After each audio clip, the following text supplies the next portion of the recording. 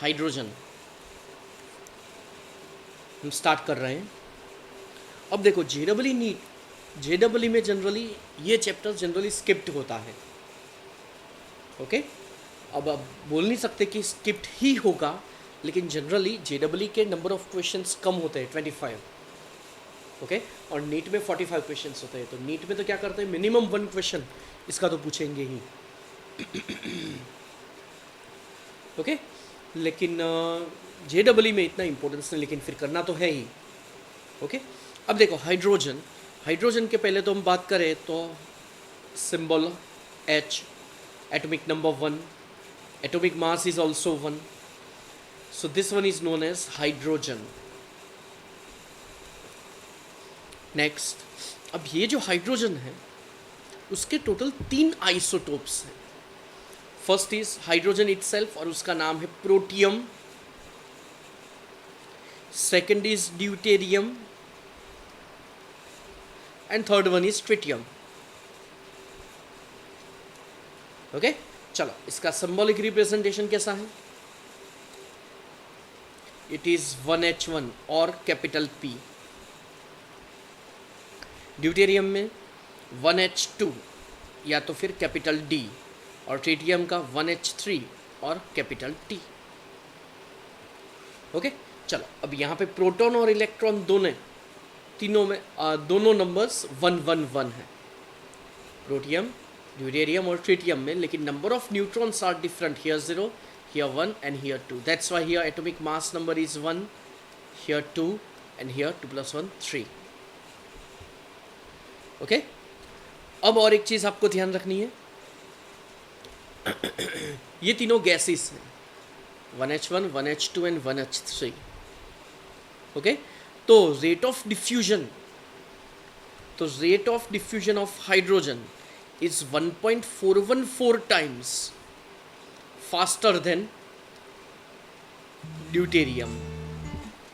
Okay, and the third thing is it is 1.732 times faster than tritium. Okay, तो चलो अब ये याद रखो। अब और एक चीज़ है बॉन्ड एंथैल्पी। तो बॉन्ड एंथैल्पी का ऑर्डर आपको याद रखना है,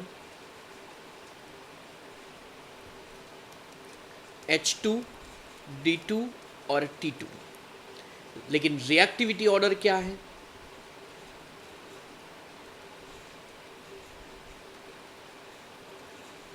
तो रिएक्टिविटी ऑर्डर है H2, D2, T2। Okay, next, अब हाइड्रोजन के फॉर्म्स कौन कौन से हैं वो हमें ध्यान रखने हैं। सो फॉर्म्स ऑफ हाइड्रोजन,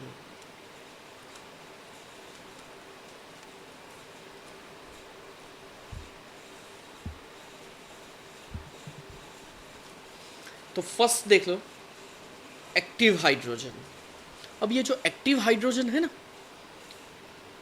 वो जनरली ऑर्डिनरी टेम्परेचर और 0.5 mm प्रेशर पे ज़्यादा एक्टिव है। ओके, और ये जो एक्टिव हाइड्रोजन है उसका हाफ लाइफ पीरियड है 0.3 सेकेंड। ओके, अब देखो उससे भी ज़्यादा दो है मेन इंपॉर्टेंट, और वो है ortho and para hydrogen.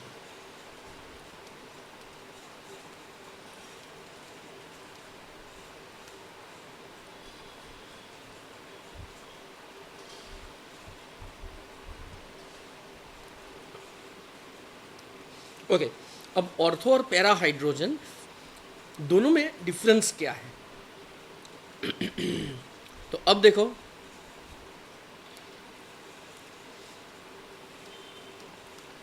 Ortho hydrogen means spins of 2 protons are in a same direction.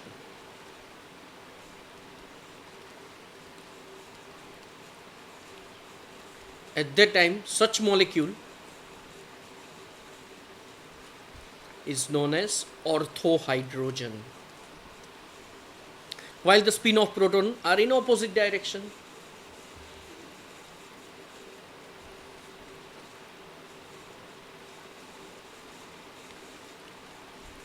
Then such molecule is known as para hydrogen.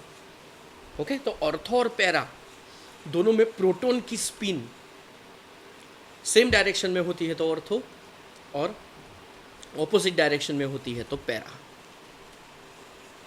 Okay, चलो, these two allotropic forms of hydrogen, अब ये जो है ना वो जनरली केमिकल प्रॉपर्टीज उनकी same है लेकिन बॉइलिंग पॉइंट डिफरेंट है। अगेन ऑर्थो और पैरा दोनों में सेम क्या है, केमिकल प्रॉपर्टीज।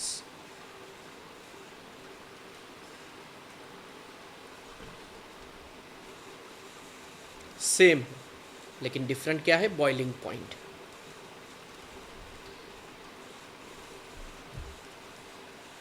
फिर स्पेसिफिक हीट, हाँ ये भी डिफरेंट होती है, and thermal conductivities.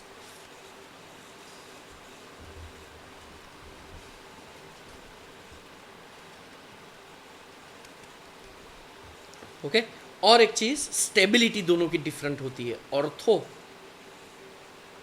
Hydrogen and para hydrogen, तो दोनों में ऑर्थो हाइड्रोजन ज्यादा स्टेबल है।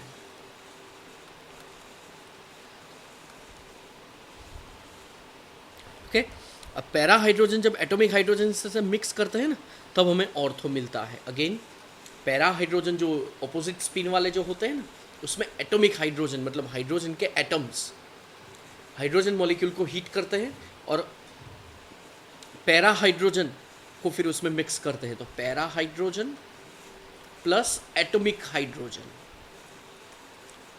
दोनों को मिक्स करने से हमें ऑर्थो हाइड्रोजन मिलेगा। ओके, अब देखो दोनों अलग कैसे हैं। ये जो पैरा हाइड्रोजन है ना उसमें जो दो हाइड्रोजन एटम्स होते हैं ना, दोनों का न्यूक्लियस दोनों का प्रोटॉन, तो दोनों की स्पिन देखो ऑपोजिट आमने सामने होती है, so it is known as para, बराबर। और जो ऑर्थो होता है उसमें क्या होता है,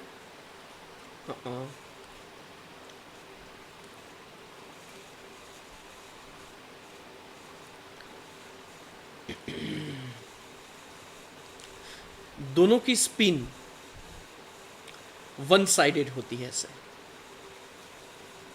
ओके, या तो फिर ऑपोजिट। ओके, तो प्रोटॉन की स्पिन, हाँ इलेक्ट्रॉन तो ऑपोजिट ही होता है, वो तो पता है ना आपको। हाइड्रोजन एटम की बात होती है H2, तो हाइड्रोजन का एक इलेक्ट्रॉन और दूसरा, तो ये उनकी स्पिन तो ऑपोजिट ही होंगी। यहाँ पे बात हो रही है उनके प्रोटॉन्स की स्पिन। ओके, अब चलो, अब क्वेश्चन एटॉमिक हाइड्रोजन कैसे मिले हमें। तो जो हाइड्रोजन मॉलिक्यूल होता है उसको इलेक्ट्रिक आर्क मतलब एक वेसल में हम फिलअप करते हैं और उसके बाद इलेक्ट्रिक आर्क इज पास्ड, मतलब दो इलेक्ट्रोड्स एकदम नज़दीक रखते हैं और फिर हाई वोल्टेज देते हैं इनको, जिससे क्या होगा, यहाँ पे स्पार्क होगा और जिस चैम्बर में ये रिएक्शन होती है जिससे आपको हाइड्रोजन एटम्स मिलेंगे। कितने, 2 H2 है ना, तो 2 H आपको मिलेंगे। So this is atomic hydrogen.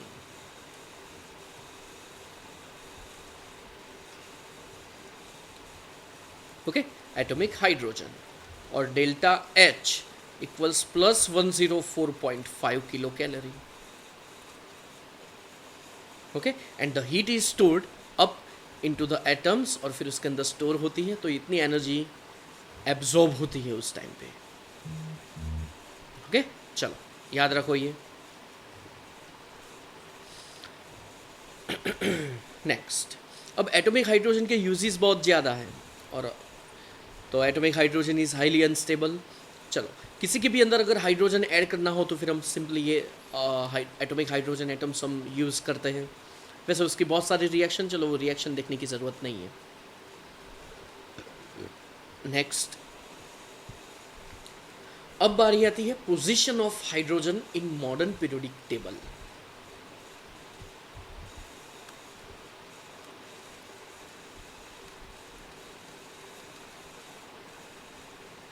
Hydrogen की पोजीशन कहां पे होनी चाहिए,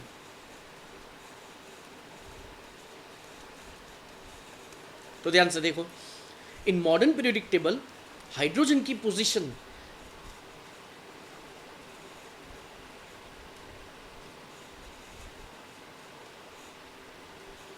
तो देखो ये एस ब्लॉक, ये पी ब्लॉक, ये डी ब्लॉक और यहाँ पे एफ ब्लॉक, यहाँ पे हीलियम, पता है ना?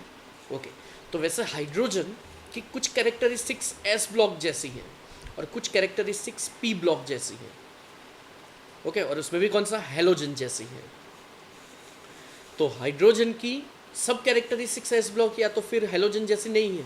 That's why hydrogen is put at the middle of the first period. First period में दो ही एलिमेंट है, हाइड्रोजन और हीलियम। तो हीलियम की पोजीशन तो फिक्स्ड है, लेकिन हाइड्रोजन की पोजीशन फिक्स नहीं है। ओके, तो ये जो हाइड्रोजन है उसकी पोजीशन फिक्स नहीं है, दैट्स व्हाई। चलो, ये कंट्रोवर्शियल केस है। क्यों कंट्रोवर्शियल केस है तो पहले हम देखते हैं। चलो अब ध्यान से देखो यहाँ पे। चलो, ये जो समझाया चलो वो तो समझ में आ गया होगा। अब आगे देखते हैं हम कि हाइड्रोजन की पोजीशन है कहाँ। चलो वो तो पता चल गया, लेकिन कंट्रोवर्शियल केस क्यों है, चलो अब वो हम देखते हैं। तो हाइड्रोजन की पोजीशन, हाइड्रोजन की पोजीशन एस ब्लॉक एलिमेंट में हम नहीं रख सकते। पहले तो चलो क्यों रख सकते हैं वो देखते हैं।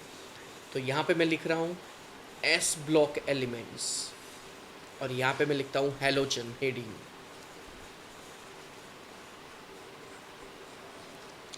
अब ध्यान से देखो, first of all we are writing similarities.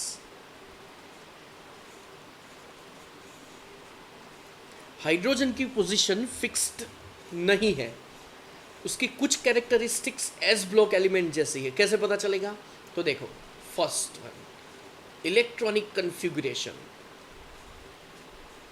Hydrogen की इलेक्ट्रॉनिक कन्फिगुरेशन क्या है, 1s1।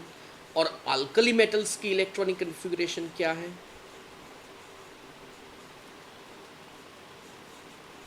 NS1। It means both have +1 oxidation state. कैसे पता चला, क्योंकि आउटर मोस्ट ऑर्बिट में देखो 1 इलेक्ट्रॉन है। That means they have tendency, both मतलब hydrogen as well as alkali metals, both have tendency to release 1 electron to get the +1 oxidation state. Okay, तो उनकी ऑक्सीडेशन स्टेट +1 होती है। So both have tendency to release the 1 electron. Next, so first is electronic configuration, second is oxidation state. Okay, number 3, जैसे hydrogen oxide बनाता है मतलब H2O, और peroxide भी बनाता है H2O2, तो सिमिलरली अल्कली मेटल्स भी Na2O2, पहले Na2O, K2O, वैसे ही Na2O2, K2O2, तो मतलब ये है अपने ऑक्साइड्स, ये है पेरोक्साइड्स। तो सिमिलरिटी हुई ना, जैसे अल्कली मेटल्स ऑक्साइड पेरोक्साइड बनाते हैं, सिमिलरली हाइड्रोजन भी ऑक्साइड और पेरोक्साइड बनाता है। तो इसका मतलब ये हुआ कि तो फिर तो हाइड्रोजन कहाँ पे रखना चाहिए हमें, कंपलसरी। तो हाइड्रोजन हमें रखना चाहिए अल्कली एस ब्लॉक एलिमेंट, मतलब ग्रुप 1 में ही रखना चाहिए, फर्स्ट में ही हमें रखना चाहिए। लिथियम, सोडियम, पोटेशियम, तो उसके ऊपर ही हाइड्रोजन आना चाहिए। ओके, क्योंकि उसकी इलेक्ट्रॉनिक कन्फिगरेशन देखो same, tendency to release the electron is same, both can form oxides and peroxides, ये भी सेम है। तो मतलब ये सब कैरेक्टरिस्टिक्स के हिसाब से हम तो यही बोलेंगे कि हाइड्रोजन अगर हमें रखना है तो फिर वो एस ब्लॉक एलिमेंट मतलब अल्कली मेटल्स के साथ ही हमें रखना है। बट यहाँ पे अब ध्यान से देखो, डिसिमिलरिटीज।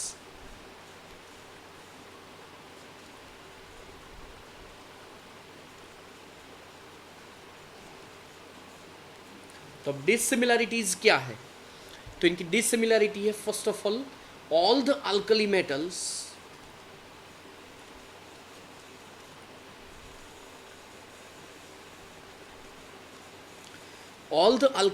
जस्ट मिनट, हाँ यहाँ पे और एक सिमिलरिटी रह गई।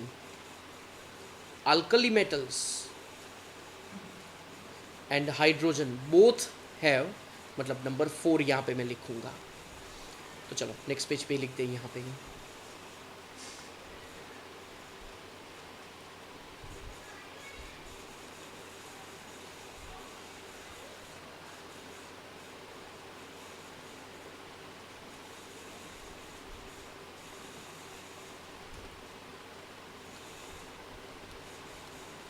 Alkali metals and hydrogen both are reducing agents,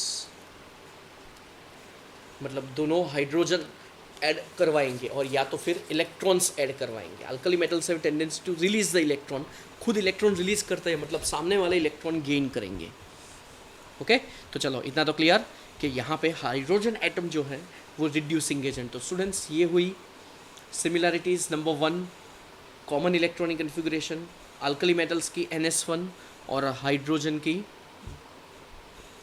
1s1, मतलब both have 1 electron in their outer most orbit. तो दोनों की कैरेक्टरिस्टिक क्या रहेगी कि दोनों आउटर मोस्ट ऑर्बिट में जो 1 इलेक्ट्रॉन है, इससे ये पता चलता है कि दोनों एक इलेक्ट्रॉन रिलीज करके +1 ऑक्सीडेशन स्टेट एक्वायर करेंगे। थर्ड थिंग, चलो तीनों की हाइड्रोजन दोनों की हाइड्रोजन के साथ ऑक्सीजन के साथ जब कंबाइन होते हैं तो ऑक्साइड और पेरोक्साइड बनाते हैं। तो अल्कली मेटल्स भी ऑक्साइड पेरोक्साइड बनाते हैं, हाइड्रोजन भी ऑक्साइड पेरोक्साइड बनाता है। Similarly next one, alkali metals and hydrogen both are reducing agents, लेकिन यहाँ पे डिसिमिलरिटी है। तो चलो वो सिमिलरिटी क्या है, हाइड्रोजन की आयोनाइजेशन एंथैल्पी, आयोनाइजेशन एंथैल्पी मतलब energy required to release the electron.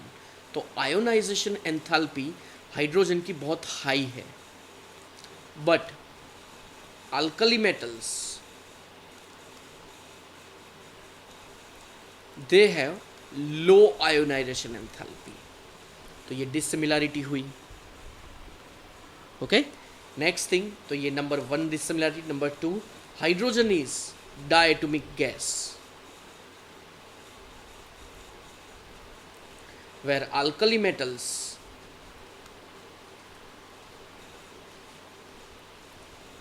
are solids, सब उनकी फिजिकल स्टेट सॉलिड होती है। ओके तो इससे ये पता चलता है कि यहाँ पे हाइड्रोजन को फिर अल्कली मेटल्स में हम नहीं रख सकते, तो किसके साथ रखेंगे, तो हेलोजन के साथ भी रख सकते हैं। चलो अब इनकी similarities,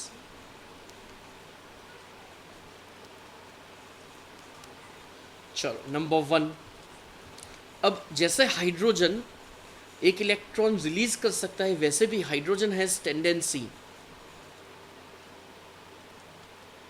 to gain 1 electron and it has a tendency to acquire -1 oxidation state.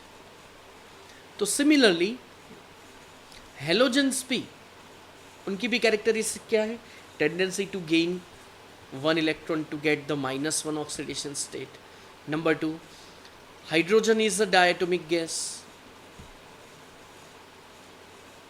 That is H2, and halogens तो चलो वो भी आपको पता है,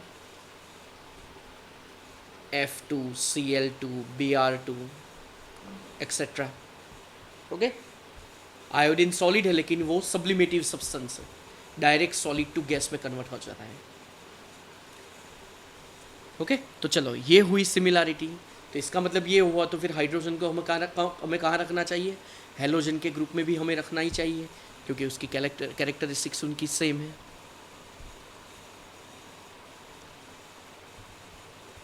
ओके अब देखो मोस्ट इंपॉर्टेंट थिंग, हाइड्रोजन की रिएक्टिविटी, ये अब आई डिसिमिलैरिटी। नंबर 1, हाइड्रोजन की रिएक्टिविटी लो है, मतलब किसी के साथ बहुत ज़्यादा रिएक्शन नहीं करना पता है, बट हेलोजेंस हैं उनकी रिएक्टिविटी बहुत ज़्यादा है। Salt producers means halogen. Okay तो चलो ये ध्यान रखो। Number 2, hydrogen is a reducing agent, where halogens are oxidizing agent। तो ये हुई डिसिमिलैरिटी। तो इसका मतलब ये हुआ नहीं हम हाइड्रोजन रख सकते एस ब्लॉक एलिमेंट में, क्योंकि चलो सिमिलैरिटी तो है, साथ में डिसिमिलैरिटी भी है। ओके, या तो फिर हाइड्रोजन को हम हेलोजन ग्रुप में भी रख सकते हैं क्योंकि ये सिमिलैरिटी, लेकिन नहीं रख सकते क्योंकि ये डिसिमिलैरिटी है। That's why the position of hydrogen is not fixed in modern periodic table. Okay, चलो तो अब ये ध्यान रखो। Okay students, so next topic is the preparation of dihydrogen in laboratory. So first is whenever Zn is added into the acid, either it is hydrochloric acid or H2SO4, so at that time we are getting the hydrogen gas, and simple redox reaction takes place. Zn releases electrons and the positive ion of acid, that is H plus, will gain the electrons to give the hydrogen gas. Second example is the most important. When zinc is reacted with sodium hydroxide, at that time sodium zincate is obtained. It is Na2ZnO2. Okay, and the hydrogen gas is evolved. So these are the simple laboratory preparations of the dihydrogen, but the commercial preparations are at commercial level. Dihydrogen gas can be produced first of all by the electrolysis of water. Okay, in water generally 2 to 3 drops of acids are added, and then after electricity is passed through it. So at that time we are getting hydrogen and oxygen gas. Okay, अब students आपने शायद सुना होगा कि generally पानी से चलती कोई भी टू व्हीलर या तो फिर चलता टू व्हीलर या तो फिर फोर व्हीलर। ओके, तो वो कैसे चलता है? तो सिंपल वाटर का इलेक्ट्रोलिसिस करते हैं उसमें हम, और उसके बाद फिर वाटर का इलेक्ट्रोलिसिस करने के बाद उसमें से जो हाइड्रोजन गैस मिलता है तो हाइड्रोजन गैस कंबस्टिबल गैस है। ओके, और oxygen helps to for the combustion, और फिर एनर्जी प्रोड्यूस उसमें से होती है। चलो, high purity dihydrogen is obtained by electrolyzing warm aqueous barium hydroxide. तो जब बेरियम हाइड्रोक्साइड सोल्यूशन में हम निकल इलेक्ट्रोड्स डीप करते हैं, and then after high electricity is pass, so at that time we are getting the hydrogen gas, and this hydrogen gas has high purity. Next one, electrolysis of brine. अब students ये brine क्या है पता है? Brine मतलब NaOH का solution, NaCl का solution, sorry, aqueous solution of NaCl, उसको हम बोलेंगे ब्राइन। और उसमें से आपको मिलेगा, चलो एनोड पे क्या होगा? तो एनोड पे क्लोराइड आयन का ऑक्सीडेशन होगा, क्लोरीन गैस मिलेगा और इलेक्ट्रॉन्स रिलीज होंगे। और कैथोड पे क्या होगा? यहाँ पे हमें इलेक्ट्रिसिटी पास करनी है, then after we are getting the products. Okay, and cathode पे वाटर का ही इलेक्ट्रोलिसिस होगा। ओके, और यहाँ पे साइड प्रोडक्ट आपको मिलेगी सोडियम हाइड्रोक्साइड, NaOH। देख लो कैसे, Na प्लस का एक्वियस है ना, तो Na प्लस का रिडक्शन नहीं होगा, वाटर का ही इलेक्ट्रोलिसिस होगा, वाटर का ही रिडक्शन होगा, और Cl माइनस में से Cl2 मिलेगा और वाटर का रिडक्शन होगा, जिससे आपको मिलेगा hydrogen gas and OH minus. और सोल्यूशन में क्या होगा देख लो, Na plus and OH minus both are combined to give the NaOH। और reaction of steam on hydrocarbons or coke at the high temperature in presence of the catalyst yields hydrogen gas. Okay, जिससे आपको hydrogen gas मिलेगा। अब देखो यहाँ पे CnH2n plus 2, it's an alkane.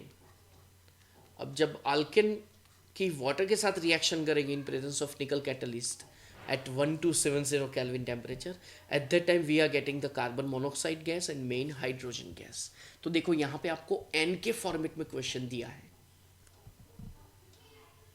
Okay, देखो methane है तो फिर आपको carbon monoxide and hydrogen gas मिलेगा। So this mixture, carbon monoxide and hydrogen, this mixture is used as a synthesis of methanol and the number of hydrocarbons. अब synthesis के लिए different compounds के synthesis के लिए use होता है, that's why this gas is known as syn gas. Okay, और ये syn gas कैसे produce होता है? From the sewage farm, sawdust, scrap wood और न्यूज़पेपर एक्सेट्रा में से मिलेगा, जिसमें से जो कार्बन मिलता है उसकी वाटर के साथ रिएक्शन करने से आपको ये मिलता है। तो अब देखो इस प्रोसेस को हम बोलेंगे, अगर कोल में से सिन गैस मिलता है तो उसको हम बोलेंगे कोल गैसिफिकेशन। तो सिन गैस क्यों बोलते हैं, तो चलो याद रहना चाहिए, because carbon monoxide and hydrogen gas, this mixture is used for the synthesis of the different hydrocarbons like methanol, then methane, ethane etcetera.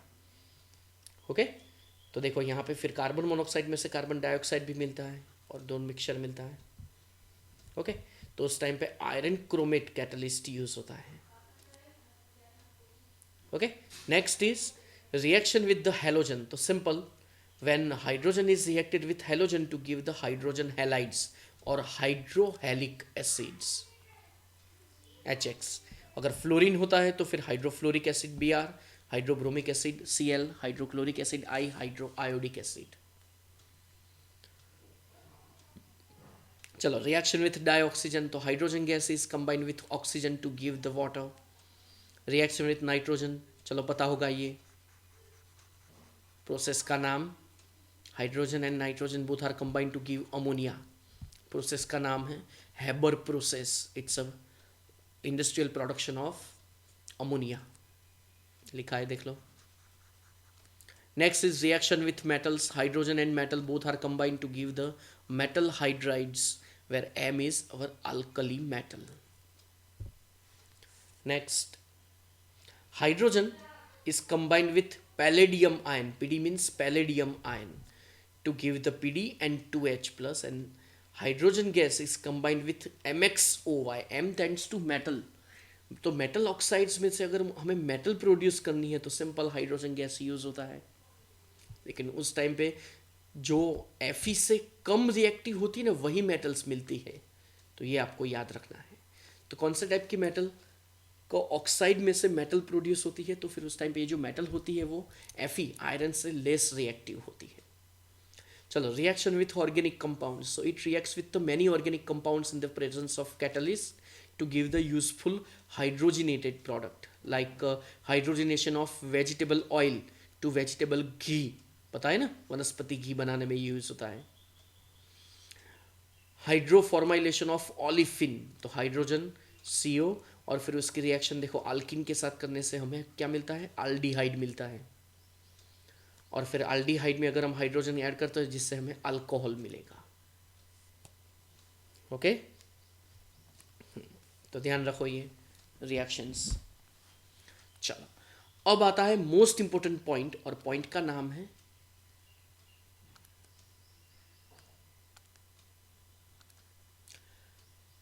Hydrides. So next point is hydride. चलो अब इसकी बारी। अब ये जो हाइड्राइड्स है, हाइड्राइड का पहले तो मीनिंग क्या है कि जब हाइड्रोजन किसी मेटल या तो फिर किस मेटल के साथ कनेक्ट होता है ना, तब हाइड्रोजन का चार्ज नेगेटिव होता है। हाइड्रोजन पॉजिटिव होता है तो उसका नाम है hydronium ion.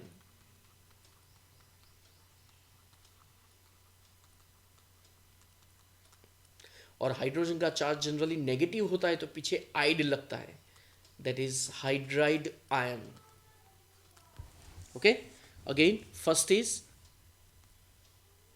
hydronium ion, another is hydride ion. Okay, just a minute. Okay, तो हाइड्रोजन का positive charge, then hydronium ion, hydrogen का negative charge, then it is known as hydride ion. अब ये जो हाइड्राइड कंपाउंड्स हैं उसमें hydrogen का charge negative भी हो सकता है, पॉजिटिव भी हो सकता है। So there are 3 types of hydrides. Number 1, first is ionic hydride,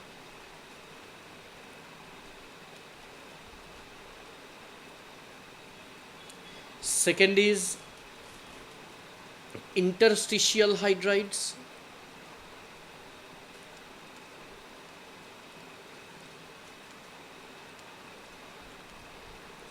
and third one is covalent hydride.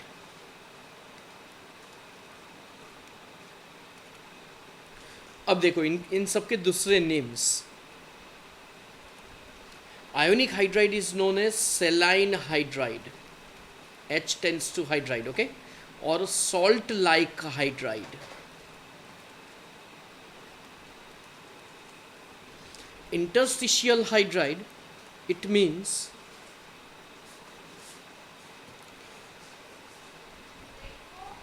non-stoichiometric hydrides.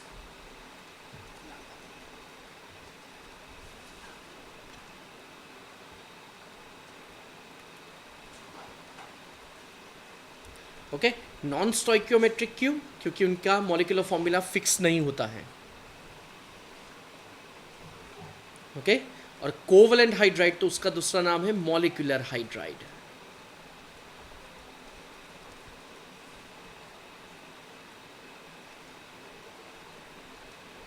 Okay, next. अब ये जो आयोनिक हाइड्राइड है, तो जनरली अब कौन से ब्लॉक के एलिमेंट्स कौन से टाइप के हाइड्राइड बनाएंगे, तो ये हमें याद रखना है। All the S block elements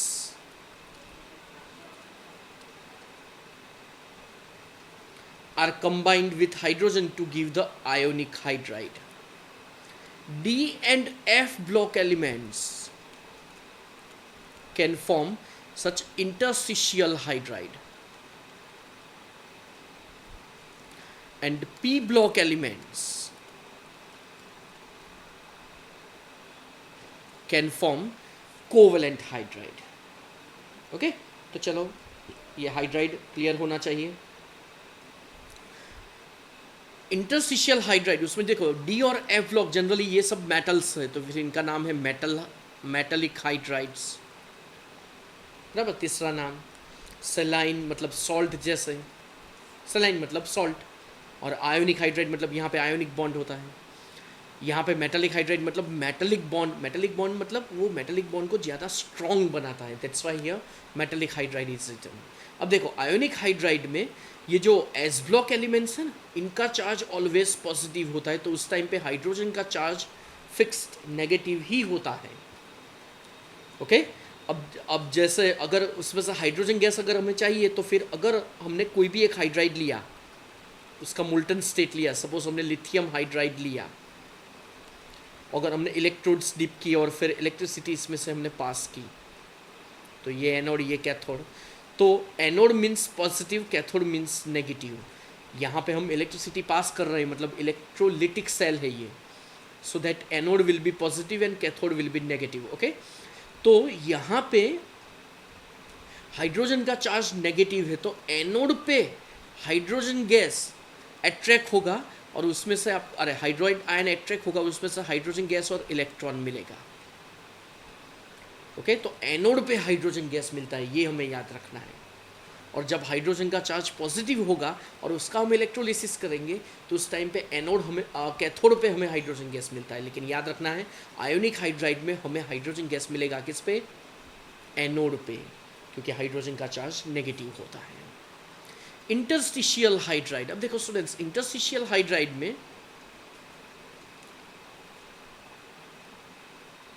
interstitial word क्यों आया? तो डी और एफ ब्लॉक एलिमेंट्स की जनरली एटॉमिक साइज बड़ी होती है and atoms are believed as a sphere. तो अब जब स्फीयर होता है तो बीच में जगह खाली होती है, तो ये जो खाली जगह होती है ना, यहाँ पे हाइड्रोजन एटम सेट हो जाता है। ओके, तो जो चार एटम के बीच में जो जगह बचती है उसका नाम है इंटरस्टिशियल वॉइड। ओके, और वॉइड में हाइड्रोजन एटम्स सेट होते हैं। Okay, that's why it is known as interstitial hydride. अब ये मेटालिक बॉन्ड को स्ट्रॉन्ग बनाता है, that's why these are known as metallic hydride. तो नॉन स्टोइकियोमेट्रिक इसको क्यों कहते हैं? क्योंकि चार एटम्स के बीच में जगह पे हाइड्रोजन होता भी है, नहीं भी होता है, मतलब such compounds do not have the specific molecular formula, that's why they are known as non stoichiometric. Molecular formula fix नहीं, मतलब कैसे बताएं? LaH 2.87, YbH 1.8, ऐसा उनका फॉर्मूला होता है। क्योंकि मॉलिक्यूलर फॉर्मूला फिक्स नहीं होता है, मैक्सिमम प्रोपोर्शन ये होगा है। तो ये कैसे बता सकते हैं हम? तो 1 मोल के सामने 2.87 mole of hydrogen atoms are present. Okay, ये तो मोल की कैलकुलेशन है ना, तो 2.87 मतलब ऐसा है, पॉइंट में तो हाइड्रोजन एटम होगा नहीं, तो ये जो प्रोपोर्शन है वो मोल का प्रोपोर्शन है, 1:1.8। ऐसे। ओके तो चलो क्यू नॉन स्टोइकियोमेट्रिक पता चल गया होगा क्योंकि मॉलिक्यूलर फॉर्मूला फिक्स नहीं है। मेटालिक हाइड्राइड क्यों? क्योंकि मेटल बॉन्ड को वो ज़्यादा स्ट्रॉन्ग बनाता है। इंटरस्टिशियल हाइड्राइड क्यों? क्योंकि वो जो हाइड्रोजन एटम सेट होता है वो एटम्स के बीच में जो वॉइड होती जगह होती है जिसको हम बोलते हैं इंटरस्टिशियल साइट, तो वहाँ पे हाइड्रोजन एटम ट्रैप्ड होता है, so it is known as interstitial hydride. चलो आयोनिक हाइड्राइड क्यों? आयोनिक बॉन्ड होता है। सेलाइन क्यों? क्योंकि सॉल्ट है इसलिए। ओके चलो third one covalent hydride. Students covalent hydride means which type of bond will be present? Then answer is covalent bond. दूसरा नाम है मॉलिक्यूलर हाइड्राइड। अब ये उसमें जनरली पी ब्लॉक एलिमेंट्स ऐसे टाइप के हाइड्राइड्स बनाएंगे। नेक्स्ट अब ये कोवेलेंट हाइड्राइड के भी 3 पार्ट है। First is electron precise, second is electron deficient,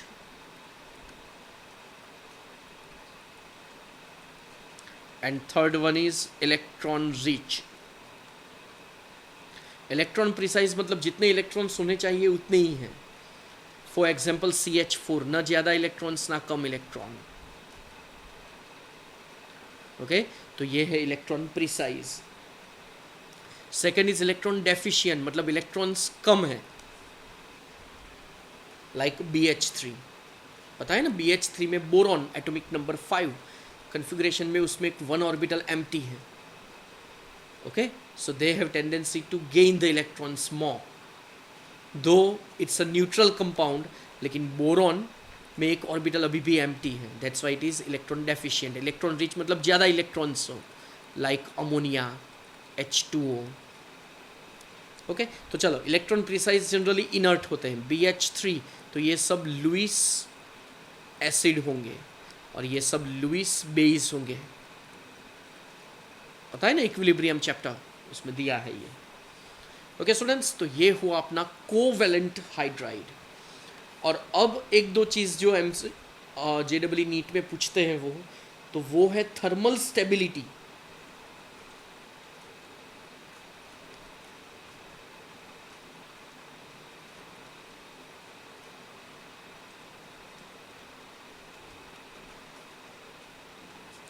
Thermal stability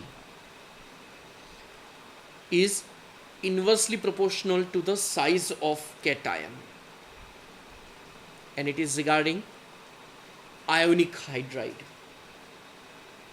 तो LiH, NaH, potassium hydride, rubidium hydride, cesium hydride, then calcium hydride,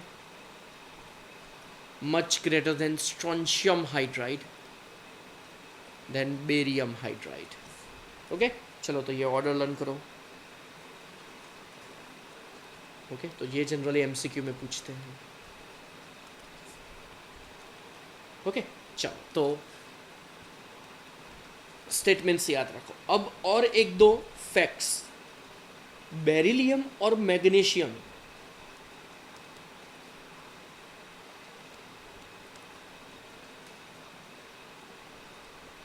इन दोनों के पॉलीमेरिक हाइड्राइड्स होते हैं। पॉलीमेरिक मतलब पता है पूरी एक लॉन्ग चेन मिलती है हमें, BeH2n times and MgH2n times, इनको हम बोलेंगे पॉलीमेरिक हाइड्राइड।